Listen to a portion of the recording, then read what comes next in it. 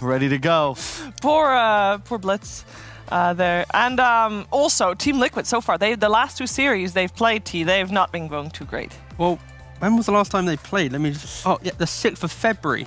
And 2 weeks ago. Wait, really? For Liquid? Yeah. It is like literally 14 days ago. Holy crap. They've actually had like an Has any other team had such a large break? 2 weeks off. 2 weeks off. So they played the last of the week 3 and they plus the last of week 5. Yeah.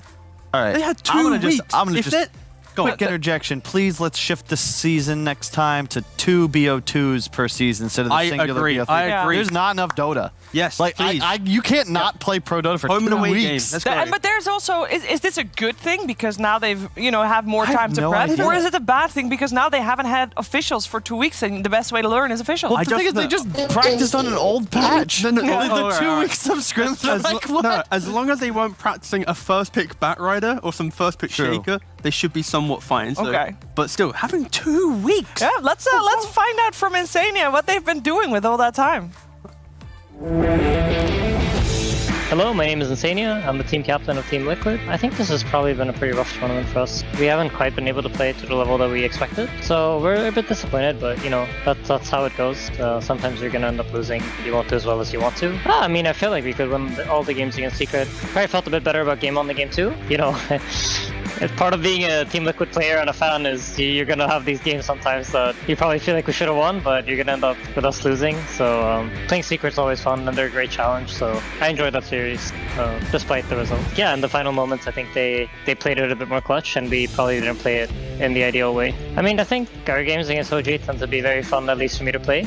And I think they're one of the more entertaining teams to play against because they like to fight a lot. So, and I think what you can expect as a viewer is probably something along those lines. A pretty action-packed game. Tiger, he's jumping in, he's been able to find the backlines, he's found the Tumberman, in with the Abyssal, quite for closing the gap, Matu's down, Yatsu comes in with the Echo Snap, but he isn't enough damage. I expect our series against OG to be, we're both pretty familiar with each other, so I expect the gameplay to be pretty, which you can expect, not too much cheesy stuff, except for Koifa Zero Pool, of course, which is just filled with cheese, but nothing too out of the ordinary. He's trying to run, but the bastions are there. He cannot run from Liquid here. If this series is going to be having at least one of the games be like that first game that Liquid had versus Secret, I'm happy. Like that was a great game of Dota 2, and if you missed it, it is worth watching still, but not right now because now you have other things to watch. And we hear Insania talk about how they match up against OG and that they're always having fun when they play against them, and they apparently have extra fun because they win most of the time. They have their record. Over 2020, this is all like the online season. In terms of series, is 6-1 and 12-3 in terms of games itself. All in favor, of course, of Team Liquid in this case. But yeah, let's talk about OG and how they have made their strides here in this DPC League because they have been looking better and better. Yep, Kyle. It reminds me long time ago when QO and Squad run Immortals back in NA. We would beat them every time. And other teams would have a huge issue with them because they didn't recognize their fatal flaw, which was that they would never stop fighting you. Yes. Same deal with Liquid here against OG. OG are super active. They're not playing these slower, methodical, hide-in-trees type of games, and Liquid love that. They like being able to match their aggression and killing enemies. They don't like to play against the rats. They don't know what to do about them. They don't have an exterminator on the squad. So I think that's a big part of that disparity. In addition, OG hadn't really found themselves throughout 2020. Yeah. Have they found themselves now? No, the series that they won was actually in December this year, last year. So it was like when they started being almost back in their normal form again. Yeah, I think for OG, they just need to kind of find the limit of their aggression because often they'll have like that super broken strat that comforts that. They haven't found that kind of patch breaking strategy. So their aggression is often found by, so when is it really hitting its true kind of breaking point of we own the game now? And of course against Viking that series, Viking, they didn't really make any moves. They just sat back, farmed, and then underneath your tier 2, it's pretty easy to win a fight. So yeah, I think OG, if they've got some kind of a little bit more, I don't want to say discipline because that's not the correct term for OG. But anyway, like if they find that kind of thing needed, I don't know, what's the phrase for it? More structure? I guess, like power spike if they find the missing ingredient. Sure, the missing ingredient has always been like the guy that was there is Thompson. He's the guy the sauce that holds the whole dish together, if you want to go on the cooking analogies. And let's hear what Thompson has to say. Not the salt, but let's hear what Thompson has to say about the series today. Yeah, I do like pepper. Hello, my name is Tobias Topson Taavitsainen and I play mid lane for OG. Currently we are third spot. For last series we lost to Vikings 2-1. Of course, a disappointing result for us. Not taking anything away from Viking, they're a great team. Losing to Kesu probably made them stronger also. And just a couple crucial mistakes we made and maybe don't know how to close out games as well as we should, and ended up costing us both the first and the third game. So our next game is gonna be against the Liquid, and of course the game is very important for us. We only have 2 more games left against them and Secret.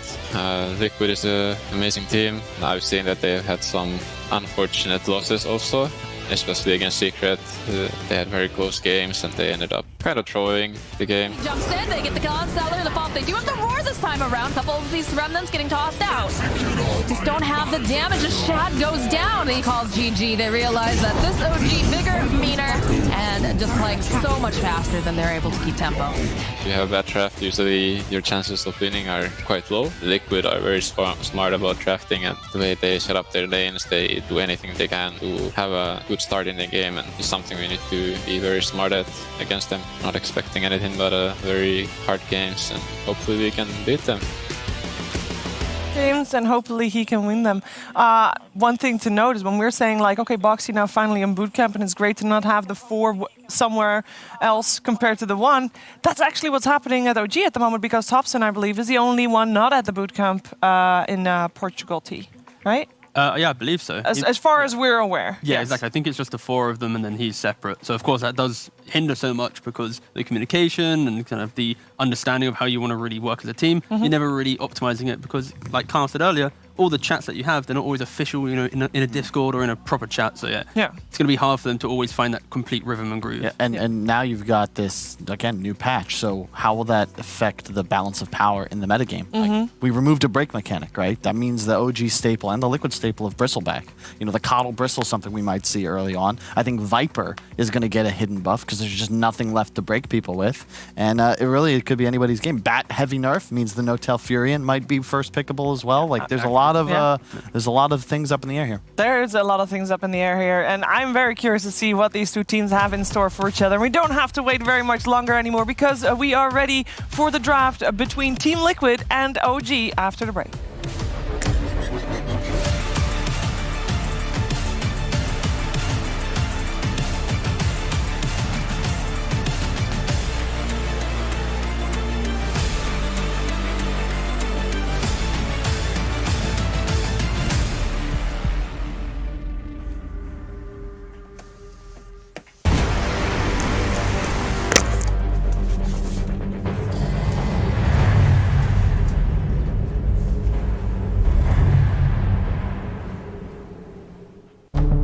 With the right CPU, you can turn any game from familiar to phenomenal.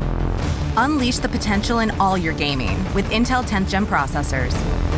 With its optimal balance of threads, cores, and frequency to deliver elite real-world performance, only Intel can bring Marvel's Avengers to life with in-game PC optimizations. Supercharge your Marvel's Avengers experience with Intel Core i5, i7, and i9 processors.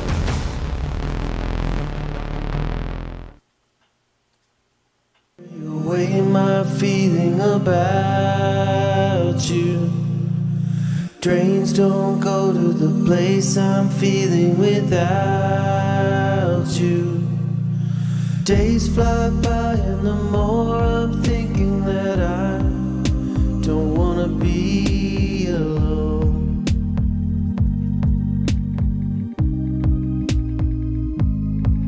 And I wait for something new. I wait for something new. Hey, I really want you. I want you again. Hey,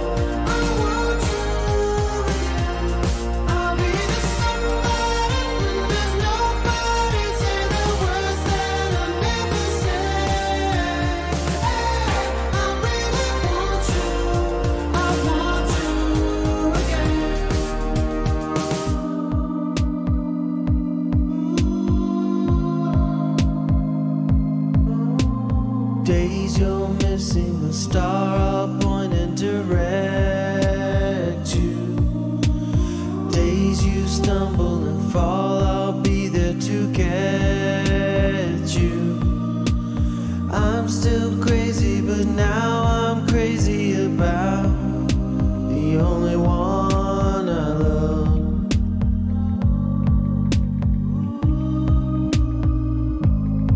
So I'm waiting up for you. I'm waiting up for you.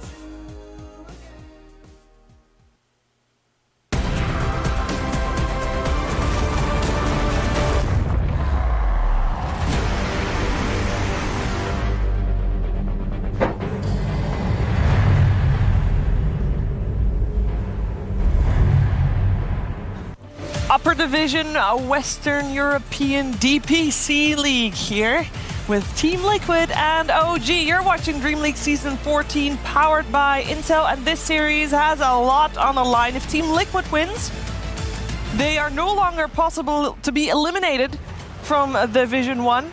If OG wins, they are guaranteed going to the major, and there are so many more repercussions to all of that as well, and we're going to talk about that, of course, but later, because first we're going to talk about the draft. We're joined by BSJ. I still have Kyle and Tigov with me as well, and this draft should be very exciting, especially considering we just had a patch. Bad timing or not, Insania and No-Till, both two captains that know how to adapt on the fly. The best example is, look at that. Aww, he's jamming. happy.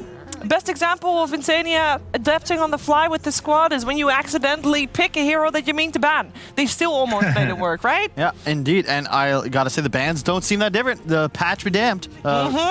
Liquid won the toss, by the way. They chose first pick. OG took Radiant, so OG would have selection going into the next game. Again, the Puck first pick. This is the Liquid special.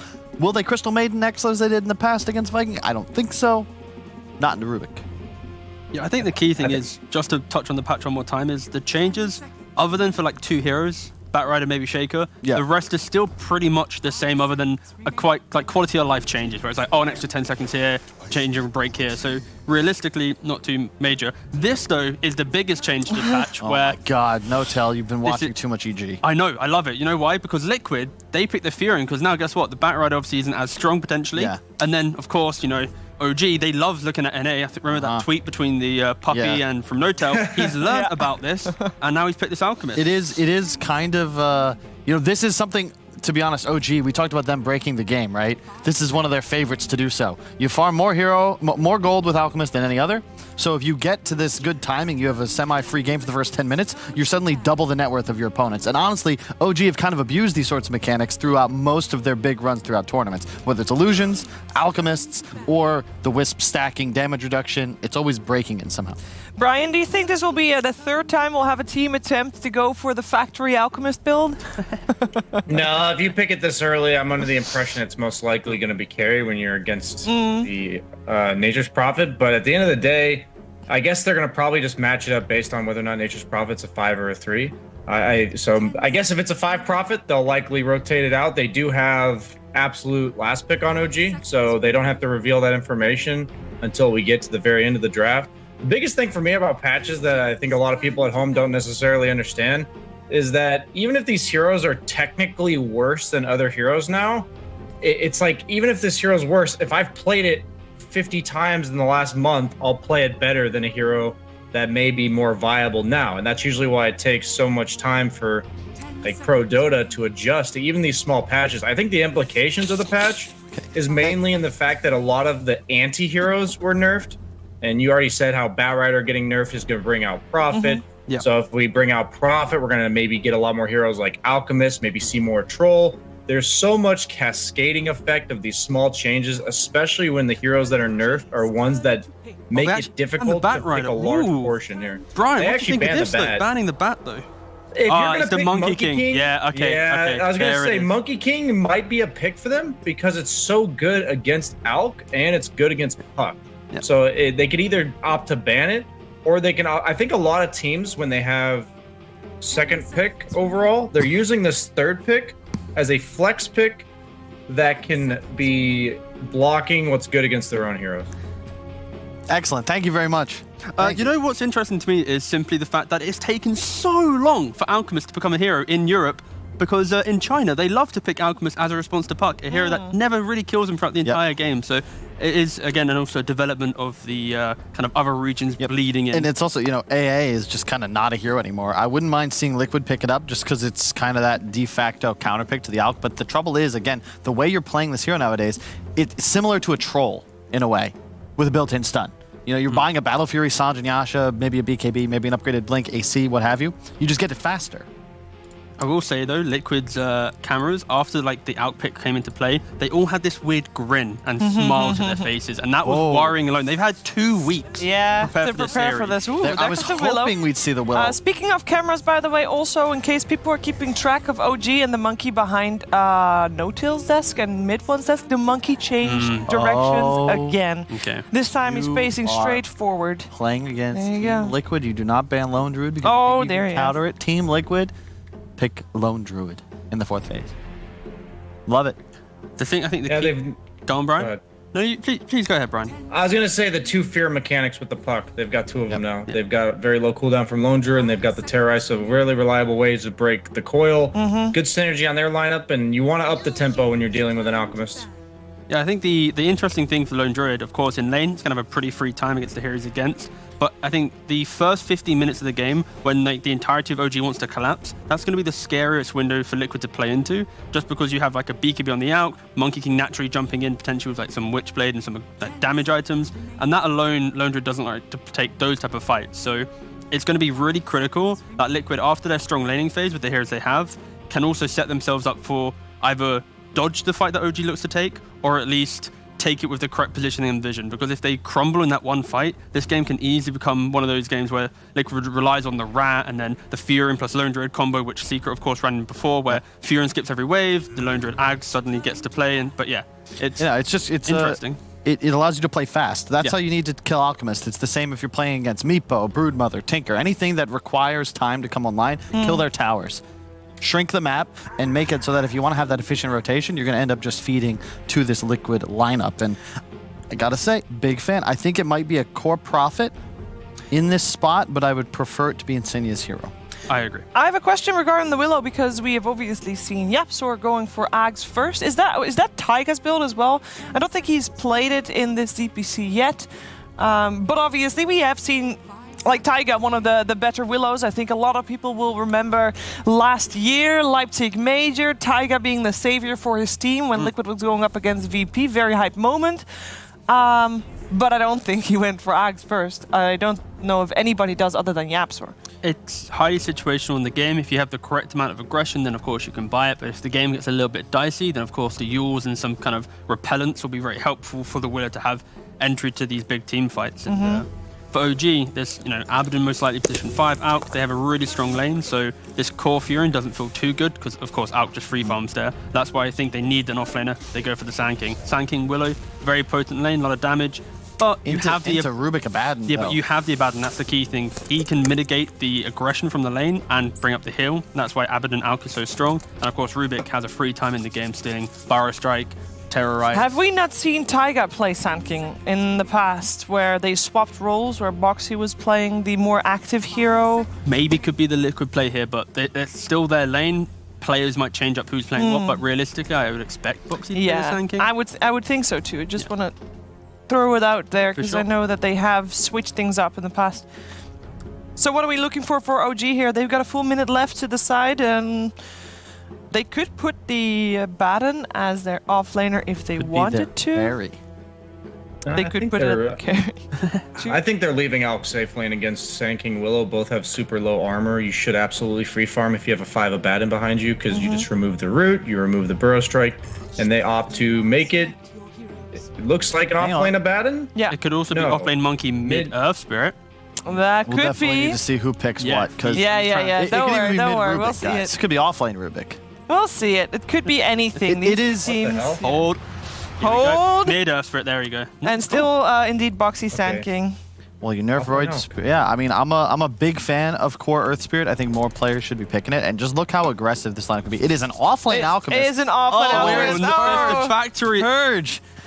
Oh man, he's gonna be thrilled. He's This is gonna his cut his favorite role. All right. Monkey King Ags is pretty sick. Exactly. This is it. It just took both 2 teams failing with offlane Alchemist to truly understand how to do the offlane Alchemist. So maybe this time you're going to be able to actually put the Alch in the lane of the Furion, so you have no pressure, Acid Spray kills. But then the Monkey King now doesn't have to rush Ags. He can now rush, a Maelstrom or any damage item. This is going to be a scary timing, or it could be terrible. Who knows? Who knows?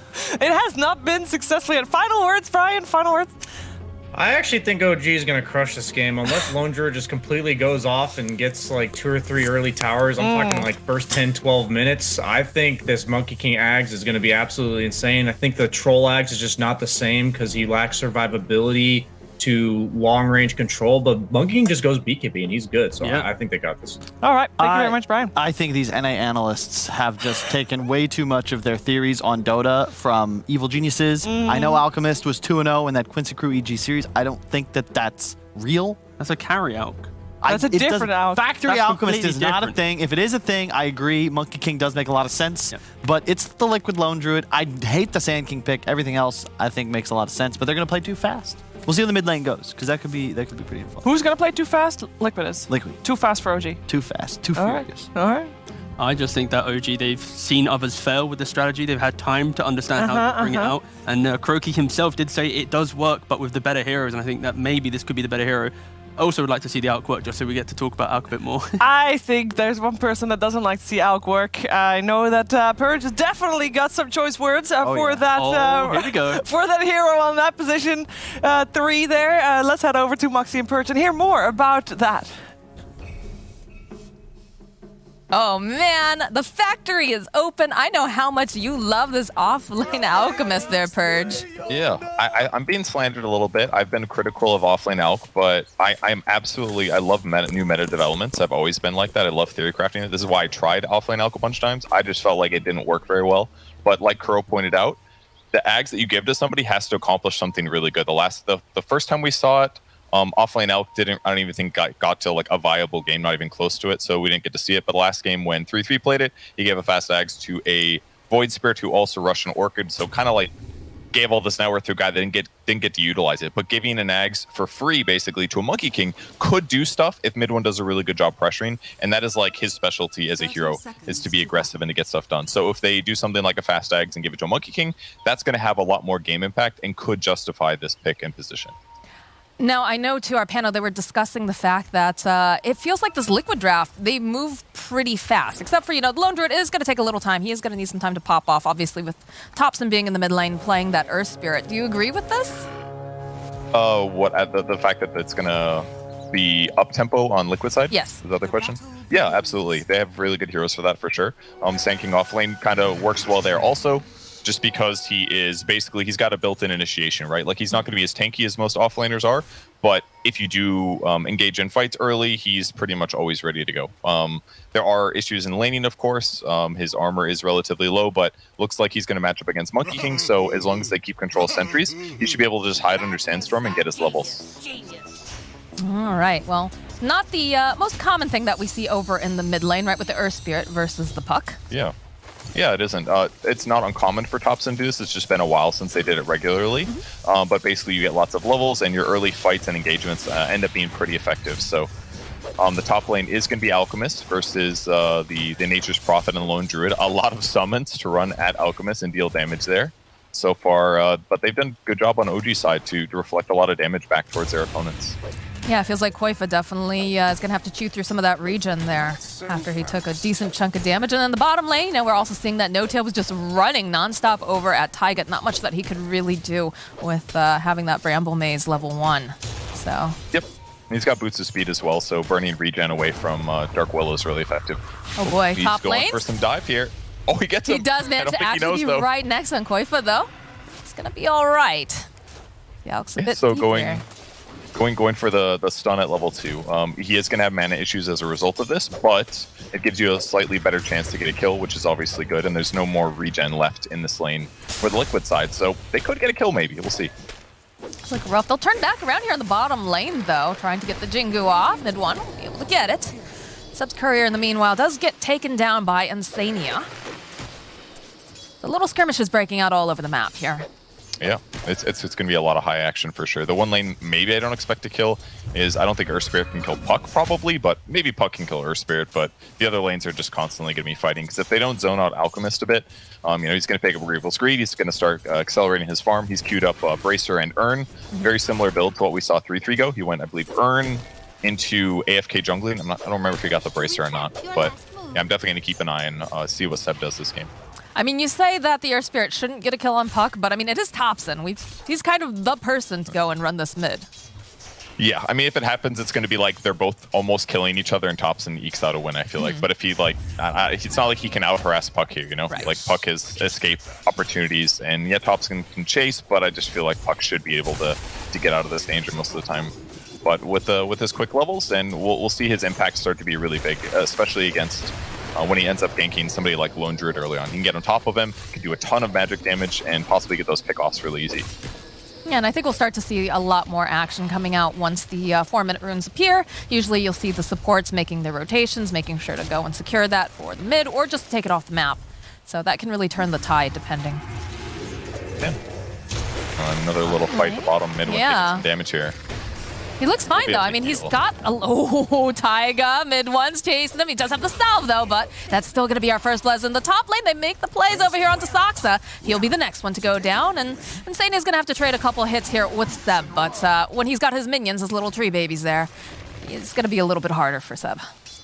It'll be fine. Alchemist hasn't skilled Grievel's Greed yet, which is fine. I mean, he's going to be able to trade better. With this many summons, he really does need better Acid Spray, just deal more damage, lower the minus armor, that kind of thing.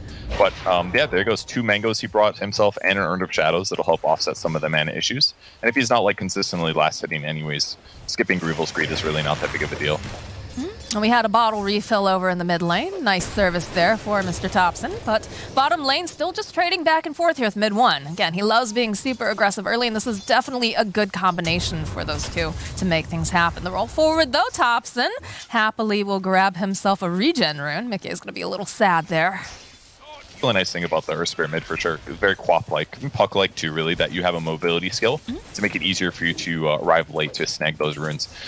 One interesting thing, Boxy didn't end up going Sandstorm at all, but No-Tail came to lane with 2 sentries. He knew the game here. If he goes for Sandstorm, they would be able to help contest those, and as a result, he's going for Caustic Finale instead to try to be a little bit better at battling and offset the fact that their opponents spent so much on the sentry wards. Ooh, top lane, yeah, Insania is taking a bath over here with all of that lovely acid on the ground, but Seb also needing to be a little bit careful. Koifa pushed back now by Saksa. That wasn't bad, actually. It looked pretty good there for Liquid, but when Koifa ran into the acid spray, he started having a lot of trouble. He's got really low armor on Lone Druid, actually. They're trying to hide here in the trees. They're looking to see if they can find them. Koifa's sitting very low. They toss out the unstable concoction, and down he goes. Huge. 2 Urn charges now. Insania's got to be careful. If he fights too much, he could definitely die here. But Acid Spray used, it's going to grab the next creep wave while they're waiting for Lone Druid to respawn, and so far so good in this dual lane. Yeah, they're doing a solid job against these 2 heroes, surprisingly. Alright, well, bounty runes. A couple still left on the map. Those are going to get picked up over here. And you could see that the rotation over in that bottom lane to go and pick up those bounty runes did allow the Sand King to be a little bit more aggressive, did go for that point in Sandstorm, trying to put a little pressure, knowing that No-Tail wasn't there with those sentries. So interesting development here for the Alchemist offlane. He went bottle after Urn to help offset his major mana issues. This is a decent solution. Earn alone is going to make it hard to spam stun and acid spray consistently, but now we spent a lot of gold on these 2 items, because if you don't have your spells to cast, your hero is really bad at fighting compared to other ones. But a little bit of a skirmish coming out here in the bottom lane. They'll go, they'll use the Dream Coil. Mickey trying to just run away, honestly, as Topson drops that ultimate. Couple clicks over here onto No-Tail. They've already used that Aphotic Shield over onto Topson to keep him alive. So No-Tail is going to go down. Is Topson going to make it out, though? Because Insania also making his own rotation. But like you said, he can roll on out Autobots, and he's got himself now a double damage rune. So unfortunately, No-Tail goes down during that engagement, and they force out the teleport from the side of Liquid. So a little bit more breathing room there for Seb in the top lane. Yeah, this is going pretty good for OG so far. I mean, it's not that weird for a bad end to rotate off when Monkey King has a lane advantage here against the Sand King. He's also got a sentry ready to go that got passed over in case he does get kill potential here. Now some pressure top. Yeah, that's done. Goes a little far here, but just gonna get backed up. It's gonna take a decent amount of damage though, although he does have that acid spray, and he's got his level 6, so he's more than happy to turn back around and start hitting literally everything. So this is basically what determines heavily whether or not Offlane Alchemist works, is whether or not you are going even or winning the lane. And the fact that he's ahead now is massive, because now it's very difficult for his opponents to zone him from the lane, and he gets to stick in the lane and continue to get last hits. And every other Offlane Alchemist we saw, the Alchemist got outlaned and were forced to go back to jungle, which is where the hero looks far worse. So if you can win the lane, either to better play or better hero matchups, then it completely changes your game, because Seb doesn't have to go jungle now. He gets to continue getting Grievel's Greed Gold in the lane, and he's going to transition this into much faster items than we've seen every other offlane Alchemist game. Topson rolling on underneath. He's looking for anyone left here, but Sania is already going to try to teleport out, and this tower is just... Oh, but they go and they teleport up the Sand King. They're all waiting in position here. They've got the dust. They'll jump over onto No-Tail immediately, but the silence coming out here. Looks like Taiga gonna try to use that Shadow Realm, buy a little bit more time. The roll coming out though here from Topson, as Taiga's still buying more time. He eventually does go down. Mid one joining in the top push as well. This is a very aggressive OG coming up here to this top lane. Still have that double damage, of course, over on Topson. Mid one, think about doing that tree dance. He's looking for Insania. Hasn't quite managed to find him yet, but they have a good idea where he is, because he eventually shows up here. Saxa gets the lift off right back over here to mid one. He's gonna start clicking away. They'll throw out a stun just to boot, and this is looking like a dead Insania. They're putting a lot of effort trying to take tier 1 tower, but Liquid recognizing that it's important that it stays alive, because if it goes down, it's going to allow OG to be aggressive. It's going to be harder to gank heroes like Alchemist, who now switches to the safe lane, still accelerating his net worth, and he is working on an axe. Ogre Club is picked up. Mickey. Is he going to be able to make it out alive? They had a really nice sentry down. Dream Coil does get used, but the Boundless lands over onto Mickey. Hop down here, coming now from the Monkey King. Mid one looking, but Insania, he teleports right back in again. Midway, he's hard to get your hands on this puck. He's just going to be able to slap around here. So they get a nice stun off over here onto No-Tail. They'll drop a sentry ward, but he's taking a lot of damage. They were trying to get that neutral creep denial, but they're not going to get it. Up for sure, almost killing Puck, but he gets out. Very crucially, he silenced Topson as he started his roll. He wasn't able to put the Remnant down in time. This is looking like a dead Insania. Got the stick charge. He makes him work for it, but eventually Topson does collect the kill, and Taiga now is forced back. Topson throwing out the stone, sidestep coming out here from Taiga. Still sidestep, he's got his dancing shoes on. This is a tricky little fairy here. Just circling around, but eventually mid one after that long chase. They're still chasing each other, as they do find a kill on Koifa in the bottom lane. What? Oh, that's a massive kill there. He's level 7, doesn't have any points in Savage Roar or True Form, so once they get on top of him, yeah, he's very killable here. Seb now 3, 1, and 3 skill build, 3 points in Grievel's Greed. His farm rate is looking pretty solid. He's basically tied for top net worth. Mid one almost has his Maelstrom completed. That's not true. He's got about 1,000 gold away. But once he gets Maelstrom and an Axe pickup, his farm rate's going to accelerate in a huge way. Oh, and he's hunting. Oh no, he's trapped in here with mid one Insania. He's trying to find just any sort of moves that he can make, trying to run away, but mid one, yeah, those trees aren't going to help you. Look, we even get the little bit of the bounce taunt here, and down he goes. Feels like Insania's just had heroes on top of him for the last 5 minutes constantly. Yep. Very difficult for him to stabilize things. But I mean, their tower is still pretty healthy on the top lane, 800 HP. It's not the worst, but Liquid definitely wants to be up-tempo in this match, and right now they are not looking like they're in control. It's another replay here. Let's see who's Give him trapped the with taunt. who. Yeah, look at this. Insane's like, no, no, please, please. And mid one just gives him the old bounce. And then the smack. Yep. Look at that Always smile. having fun. He's having a great time. He's shaking his whole computer. Yeah, he's laughing so hard. Oh, it's always nice to see mid one happy. I feel like he has a very wholesome smile. A Taiga down here, though. Oh, these stones right on the mark. This is not looking great for Taiga, but the teleports are coming out in mass. The roll forward coming out from tops, and he really wants this kill, and he is going to find it, but he might have gone just perhaps a bit too far because there are multiple heroes here. They even use the Dream Coil to boot. Boxy just using the Sandstorm.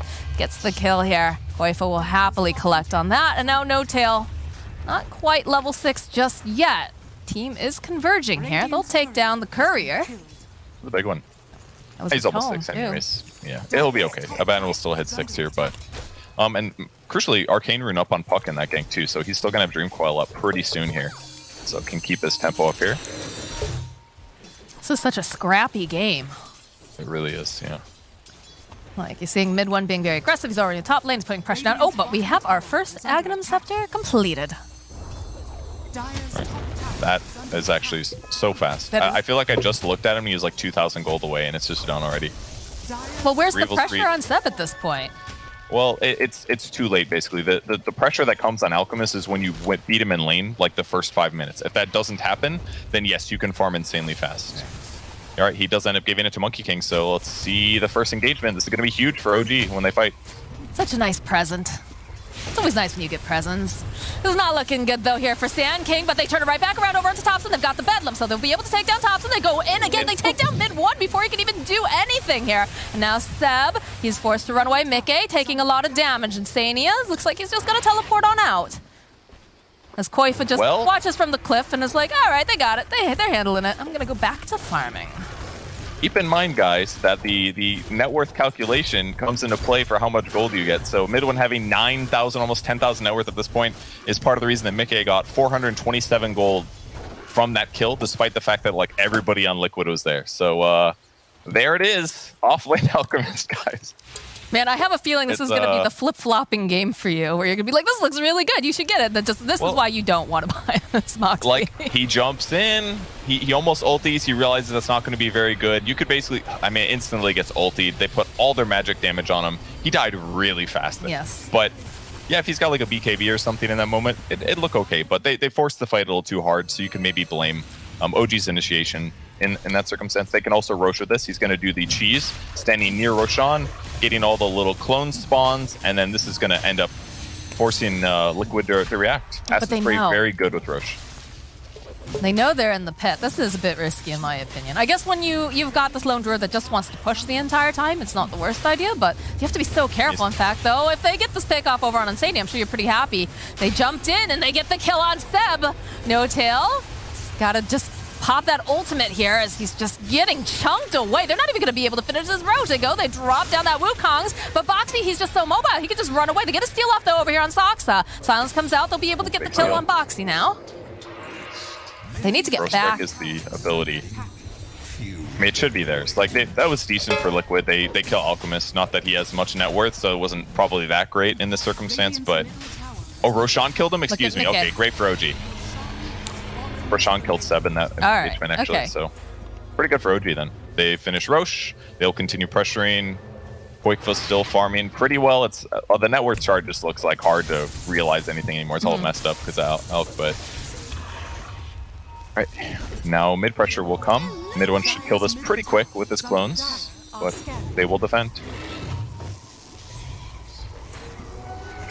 Boxy trying his best here just to clean up, dropping the Sandstorm. Got some puck illusions that they're throwing out. They're just trying really hard to protect this tower. Radiant's top tower. Very important. When that tower dies, they're just going to be able to... Yeah, I know, it's like... Oh, dear. Yeah, the power of Alchemist. It's just going to look weird. I do like how Seb's transitioning it, though. He built Medallion after giving the Ags. Now he's queuing up Blink Dagger. I've tried Blink and Medallion before in Alch. It works pretty good, because it's going to amplify your unstable concoction damage, and it helps make unstable concoction better, but there are some weaknesses, mainly that whenever you do want to stun, you have to wait like 4 seconds to go in. And against top teams, it's going to be really difficult, because a lot of times they will react, or you'll miss your stun timing. But Blink will definitely facilitate a lot. Looks like Prophet's dead over here, though. Yeah, looks like he's just a little too far out here. He's gonna try to teleport, and they don't really have anything to go and cancel it, so... Oh, nope, never mind, they did. The trees just don't last quite long enough, so Insania falls. That level 1 Sprout, only 3-second duration. But good by OG to have that's already Sentry'd and dewarded. Sentry and warded, that is. It's very common for Prophets to TP on that cliff there and to put a ward down, so they were ready for it. Good kill. Boxy, kind of interesting items too. We went Boots of Travel with Hood here. Kind of opting for the I'm going to walk in and stun them method, basically. Now he's going Eternal Shroud. So his whole goal here is to just get tanky and to stand and defend towers. Because if they fight into him, he's going to start getting 20% lifesteal from his Sandstorm damage, which is going to give him, 25 to 30 HP per hero once he hits level 15, especially. Well, he does kind of have to be that tanky person on the map right now, although the Bear and Lone Druid, they will tank up quite a bit, but it's going to be a little bit longer before that's happening.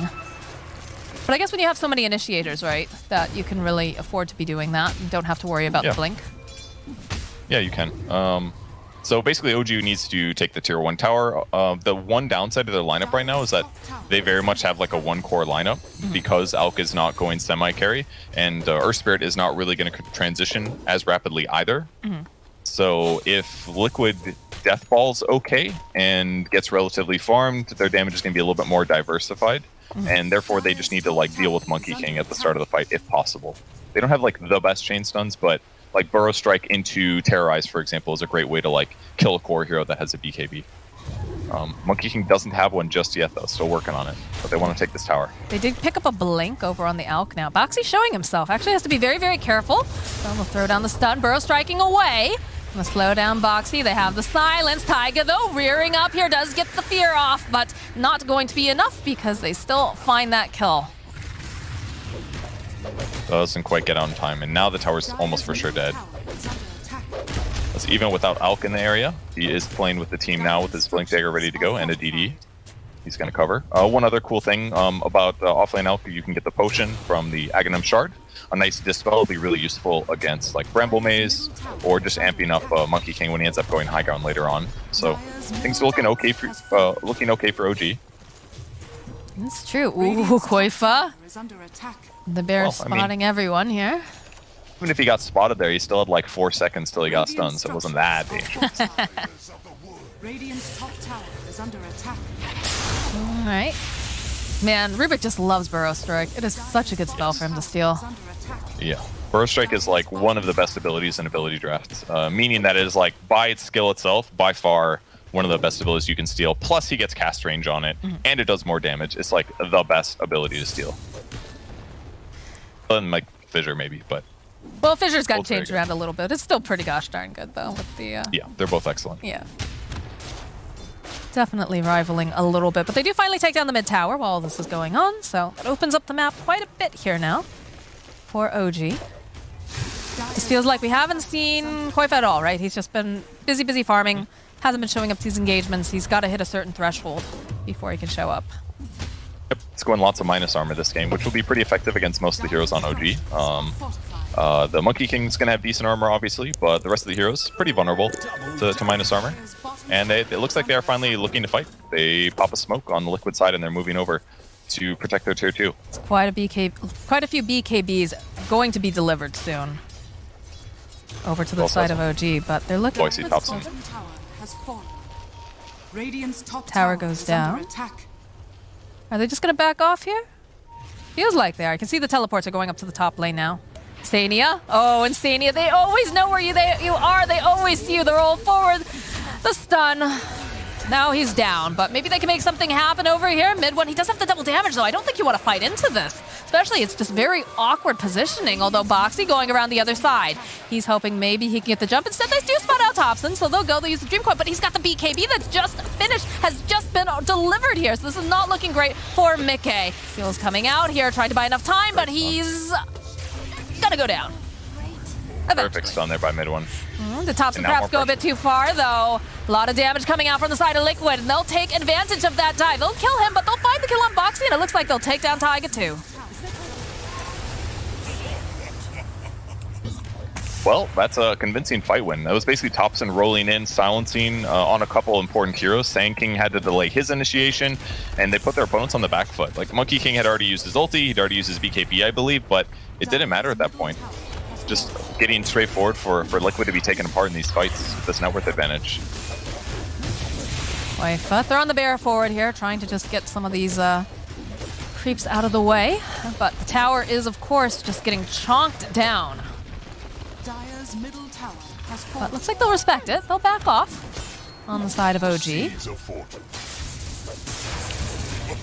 It feels like basically the reason OG is winning from my perspective is the fast ags on Monkey King gives them so much for being able to pressure towers here.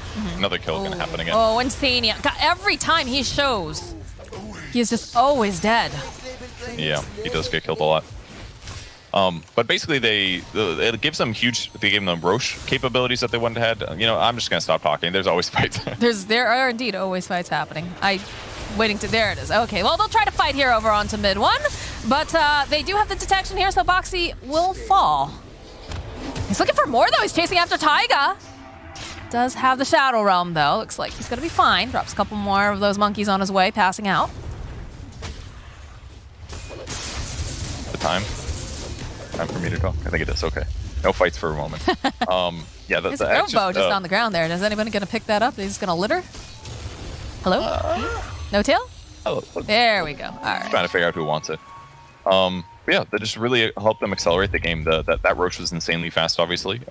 His ability to solo take towers is huge, and not only does he have the clones, but they also deal an impressive amount of damage having the Maelstrom so fast. So putting these two items together has really like made mid one a much more formidable hero. But ultimately, winning the lanes was the key to it. That gave Seb more net worth than normal and helped him channel the Ags into the Monkey King even faster. Like basically mid one won his lane convincingly, and he got an Ags, and Seb won his lane also. Like either of those two lanes I think had to go bad for OG for Liquid to have a much better game. But unfortunately they like went slightly negative or weak in two of those lanes, and it was pretty important.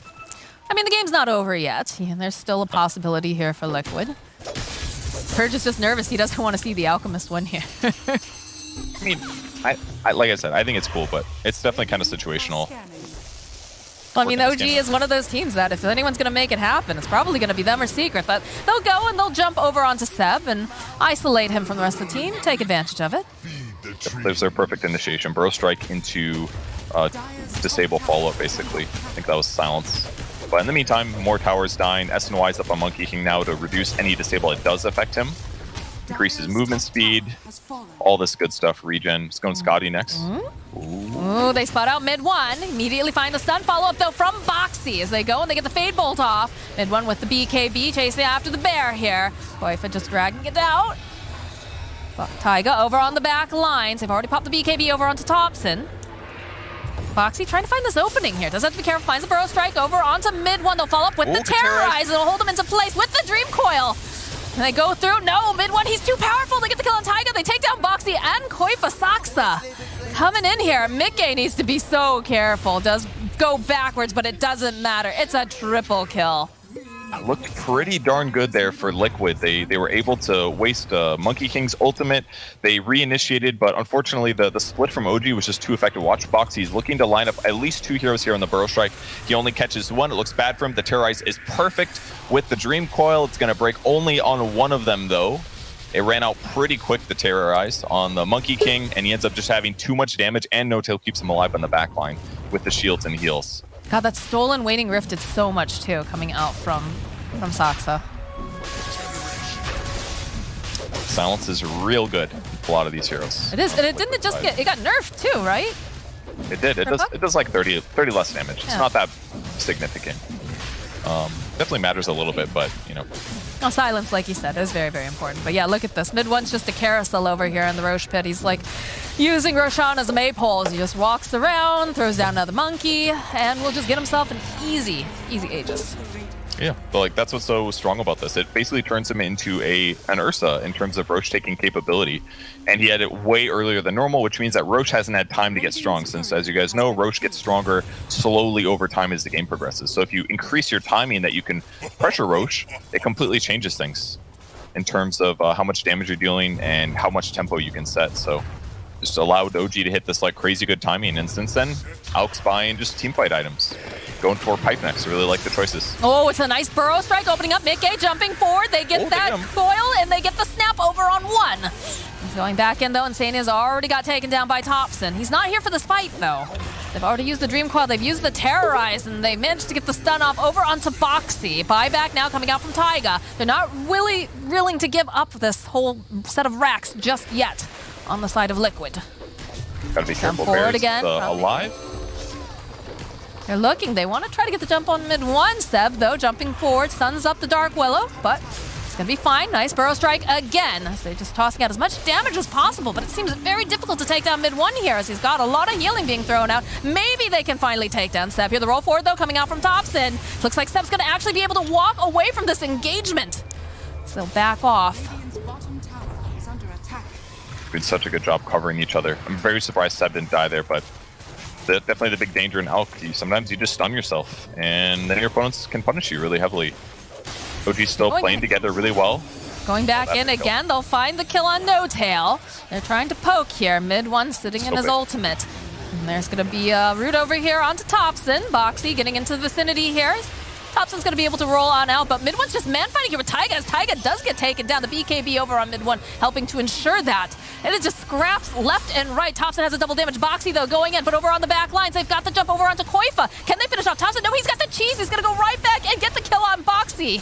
Turn around over onto Seb. Koifa still alive. They're trying to man fight here with mid one. He does have that Aegis. Can they do it? Can they take him down once? Yes, they can. Can they do it a second time? Thompson, he's coming back in, still has a double damage on him. They've used a lot of their resources here, Purge. I'm not sure if they'll be able to do it again here. So they jump forward. Boxy looking for this opening. They get the stun off. They've got the epicenter already stuck in the trees. He can't seem to get out. Koifa hoping that this bear is going to be able to do something. They do get the root up. Mickey still alive, trying to go and just click away. They've got the essence ring. Can they take down this monkey? It's looking like they will. Huge. What a hole. Thompson now running for his life. No longer has the double damage. Already used the cheese. Rolling on out. And it looks like they're going to let him walk away this time.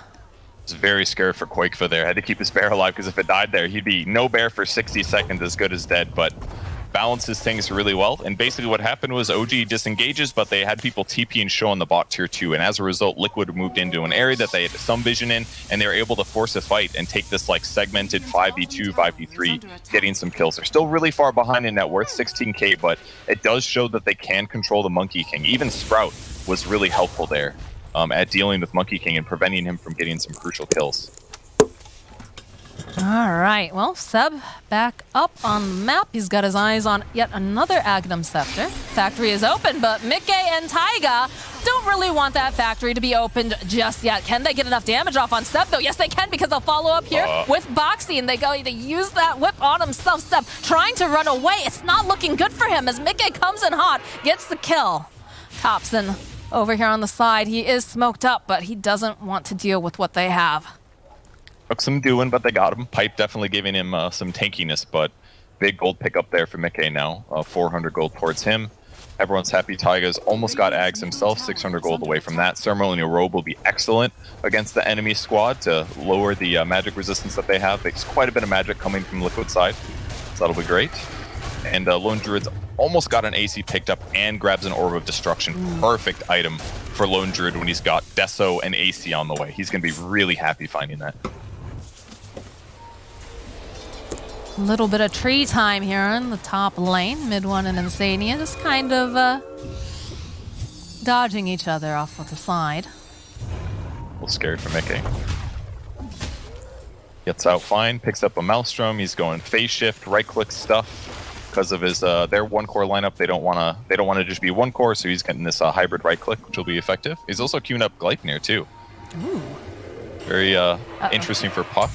Ooh, mid one, popping the BKB, knows that Taiga doesn't have that Shadow Realm available anymore, so they'll get a nice pick off, and they get a nice steal with the Cursed Crown. Okay. Ends up going Primal Spring damage.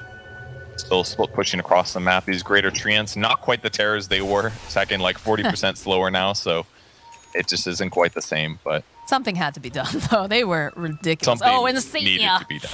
Oh, this tree peekaboo they got going on. Although, maybe? No, not with the Cursed Crown there, too. tried his best. Tried to break the trees, didn't get it. Did buy out before he died, so doesn't lose any gold. But yeah, mid1 just doing a great job pressuring the map like usual. Just reads his opponents. He saw the tree spawn, so he's like, I know he's going to be over here somewhere. Ends up running into him. And that could give OG a little moment to pressure. It's a little hard for them to get grabs, so again, Alchemist in this moment is not as safe as a lot of other heroes, but this could work. Yeah, the setup from Soxa with the Glimmer Cape. They should be able to go get the kill onto Mickey. BKB getting popped here on Thompson.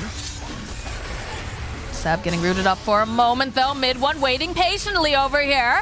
Will go. He'll drop his ultimate. They need to go and drag them out, and they're not going to be able to box. He is going to go down.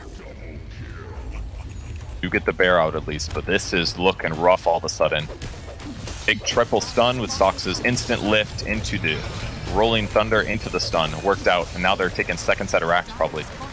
Yeah, they're just ripping down these buildings, and it looks like they're on the hunt. The roll forward yet again. Mickey, though, buys himself some time, but the stun follow-up from mid1 is almost perfect every single time. Dreamcoil gets off. Mickey, is he going to make it out? He has the Essence Ring. He's going to be fine. They go. They're going to try to see if they get the snap. They get the snap off.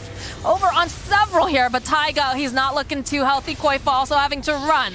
They'll get Seb. Taiga also goes down. Can they get anything else with it? Wrath of Nature popping off here. They definitely don't want to force anything if they don't have to right now. They're still down 2 heroes. A lot of team fight control. I mean, I think it's just a second rack, so no problem for OG. We'll see if they go for a third one. I assume they'll slow things down at the moment. I don't know, mid1's looking. I felt like he was considering if anybody came close enough there, he was ready to dive back on in again. Yeah. I think the big difference maker now is that mid1's picked up his Eye of Scotty now, so he's getting a huge slow against the Lone Druid Bear. The Bear felt a lot less mobile in that last fight. His net worth is insane. 25,000 net worth here. It's not, like, keep in mind, 4K of this was only Elk, so he's just been playing really good ever since getting this net worth advantage. Being able to artificially, effectively inflate his net worth is just giving him so much control over the game. Really good players are going to be able to abuse this. Well, it works out so well, right? The fact that, you know, we talked about how both the lanes went very well for mid1, it also went well for Seb. And then he is playing this hero that is just super aggressive pretty early on. Mid1 also just loves to play aggressive. So I just felt like the stars aligned for this particular draft so far. Again, not saying that it's over by any means. It's definitely hard for Liquid right now, but I've seen them do a thing or two where they've surprised everybody.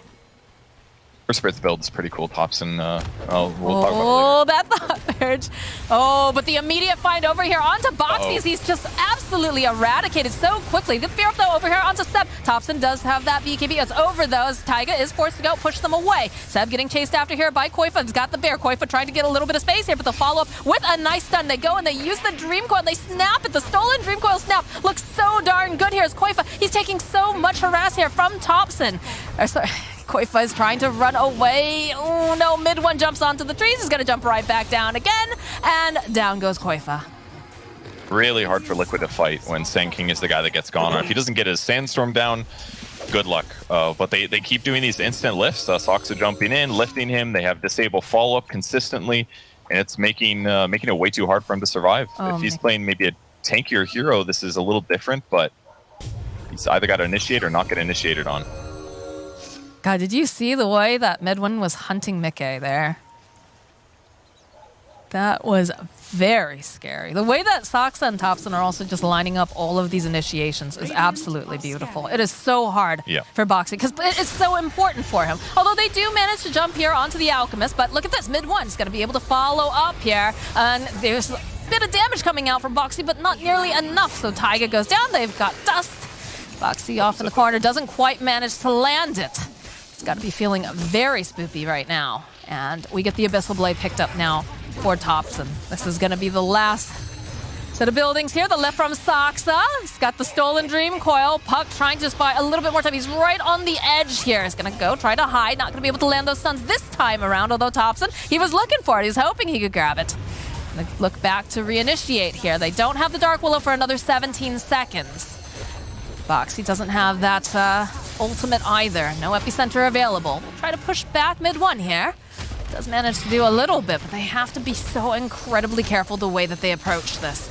Initiation here coming out from Box. He's got the spider legs, but there it is. There's that Abyssal Blade we talked about. They immediately lift up, and they'll take out Boxy. No buyback on the Sand King. It's a really nice Dream Coil. They do manage to get the snap off with the Terrorize. They'll be able to take down Thompson. Mid 1, though, he's still perfectly fine here because he drops the ultimate Koifa. He's totally alone. He doesn't have anybody else over in this corner just yet, but Boxy coming right back in again. Buys back, has the spider legs. He'll jump over onto back lines. They've spotted out Soxa. They'll be able to get the kill on the Rubik. Who else can they grab? It's looking like No Tail also next to Fall. Can they grab anyone else? Look at Mickey. He's hunting. He wants Seb. They don't see him at the tree line, though. He's going to be able to blink up and go and teleport away. Oh, Bear, does it spot him? No, he doesn't. Okay, I mean, they did get Megas, but they got some return kills, so a little time on the map. They can take Roche with this at least, and Insania's going to pressure the tier 2s. That opens up Shrines. They can probably backdoor to mid-tier 1, so this is a decent moment for them, despite the fact that they've been mega creeped here. Yeah, the Refresher Shard, no Ags for them, unfortunately, but could be good. They're buying back. They want to contest it. They have a double damage on Monkey King, too. Insania throwing out Sprouts a little late. They know that he's over there, though. They'll drop the Bramble Maze. Mid 1 waiting patiently, has a Glimmer Cape down. They do have a Sentry. They spot out Taiga almost immediately, though, with the stun. They'll take down the Dark Willow. This is not looking great for Fox. He's got his own Dust, though. Spider Legs coming out. They'll turn back around. Can they get the kill over here onto Soxa? There is a fight going on the other side of the pit. Yes, they'll take down Soxa. Insania Woods getting jumped down over here by Seb, but they have so many trees. They're just going to hold them all into place. This is not looking good for the Alk. He is going to go down, and Roshan not going to help. They follow with a beautiful Burrow Strike. Mid 1, he's got the BKB. He's trying to man fight. He can't do it. He's dead. And this Roche belongs to Liquid. I get that they didn't want to give us the enemy team, but this is a dieback for Soxa here. They ended up killing the Monkey King, getting some net worth relief here. And yeah, they do have to deal with mega creeps, but I mean, Insania can summon 2 of his own every 8 seconds, so I mean, maybe it's not that bad. They're having some push issues. Taiga trying to slow things down top, but he is not the best split pusher. So they're definitely having some struggles here. Game's not over. The game is never over when you're playing against Liquid. Let's be really honest here, Purge. True. That's why they're such a fun team to watch. Like, both of these teams are just excellent teams to watch.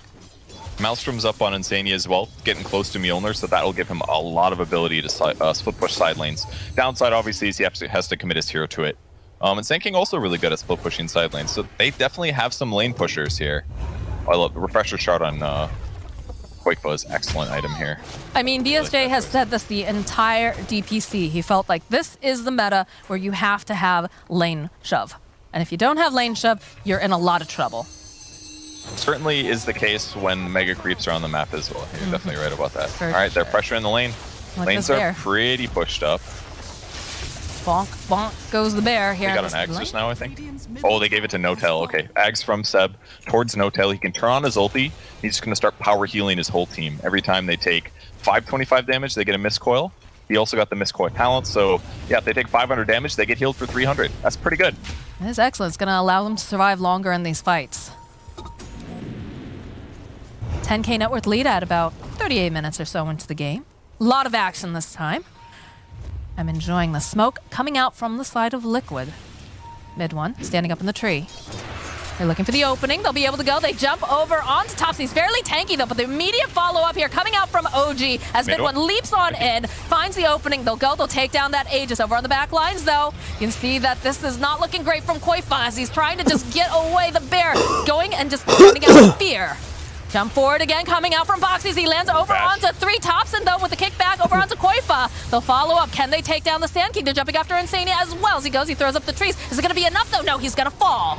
It's now Boxies just left behind. Nice terrorize, though, coming out from Taiga. They'll find the kill onto Thompson. No Tail. He's now all alone, and there's so many dangerous things in these woods you don't want to have to deal with. He also will fall. That's pretty big. 3 dead heroes, no buyback. They bought back on Taiga, but other than that, it was just Aegis on Puck that got burned at the start of the fight, so they got to push out lanes again. Certainly going to cause them some issues here, but not looking too bad. I mean, they did end up having to use the cheese over on Boxy, but I mean, he's so integral to this part. Like, you can't have a fight without him. And he's very important being able to shove out the lanes as well. Tier 4 items, almost Abyssal Blade. On the Lone Druid too.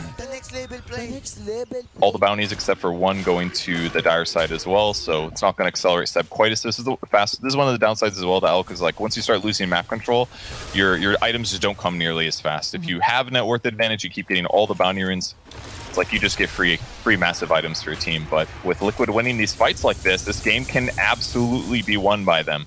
They're only at a 10k disadvantage the last 3 fights, has just given them a lot of net worth that they can use to push out waves and win these engagements against the solo core lineup. Like Topson just can't do as much as a core Earth Spirit. He's bought these like fighting skills and items. He's got Abyssal Blade for himself here, which is great for trying to lock down the important heroes to burst on like Puck with chain stuns.